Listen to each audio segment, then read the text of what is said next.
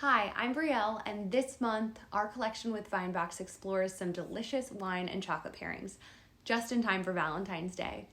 Wine and chocolate are an irresistible pair, and this month, in addition to 6 premium wines, each collection comes with a 6-pack of chocolate truffles from Moonstruck Chocolate in Portland, Oregon. Together, let's dive deeper into each wine as you enjoy your collection so you can learn more. First up, we have our Solo Lei, the only white wine in our collection from Veneto, Italy. The Veneto region is in the northeast of Italy and contains its capital city of Venice and the storied Verona, where Romeo and Juliet was set. How appropriate. Garganega is the name of the grape in our glasses today, and while it might not be Italy's most popular grape, it sure is delicious. I often think of this grape as similar to Pinot Grigio, but with more oomph. I think the aromas are more pronounced.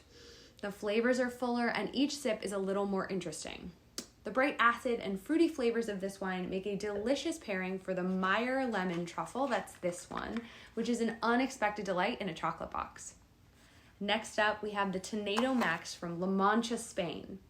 The Tempranillo grape has become famous thanks to the big, bold wines it produces in the Rioja region of Spain. You can expect a wine made from Tempranillo to have a full body, deep flavors and colors, black fruit, tobacco, and to pair well with burgers and steaks. Tempranillo is also a major blending grape used in port, so if you're a port fan, you've likely tried this grape without even realizing it.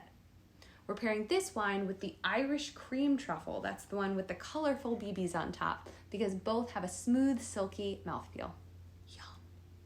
Next up, we have a Nebbiolo from Costa Caterina, which is one of my favorite Italian grapes. This Nebbiolo is bright and spicy with a medium body, which might be a bit different than what you expect from wines made from this grape, like Barolos and Barbarescos, which often have strict aging requirements that help the wines develop body and depth of flavor. You'll also notice that this wine doesn't have a year printed on the label. We call a wine without a year or vintage a non-vintage wine, which means that wine has been made from a blend of different wines made in different years. Blending wines from different harvests creates a consistent flavor profile that has perhaps more complexity than a wine made from a single year's fruit. This one is a great match for the vanilla bean truffle, as it's a bit lighter than the other reds we have in the lineup. Next, we have the opposite, a big, bold Cabernet Sauvignon from Lodi, California. From the aromas to the flavors, this is a hallmark Cabernet. The grapes in this glass were picked ripe to maximize the black fruit character of Cabernet Sauvignon, and then the wine was fermented in stainless steel. To add oak influence, the entire blend was then aged in French oak barrels for 3 years. There's some hefty tannins on this wine. It makes it feel full and luscious, which is perfect for pairing with a bold truffle like the espresso bean truffle. This one is my favorite pairing. Next up, we have our Ca de Leon Barbera. It's a wine that is surprisingly light and bright.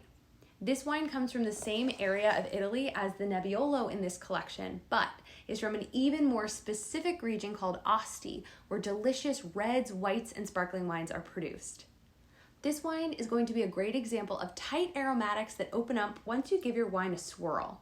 So swirl yours and see what you smell. I get bright red fruits, flowers, and even a little bit of coffee. And we're gonna pair this one with the milk chocolate truffle because it's sweet but not too sweet and works really well with the bright red fruity flavors in each sip. And now last but certainly not least, we have our Natalina Grandi Cabernet Franc, another Italian stunner. We don't often see Cabernet Francs from Italy, so this one is a real treat. This wine is ruby red and intense with a myriad of fruit and herbs on the nose, and on the palate, plum and jam with this deep dark finish of licorice. The flavors may be full, but this wine is only about medium bodied. I describe it as full flavored though. It continues to evolve as I sip.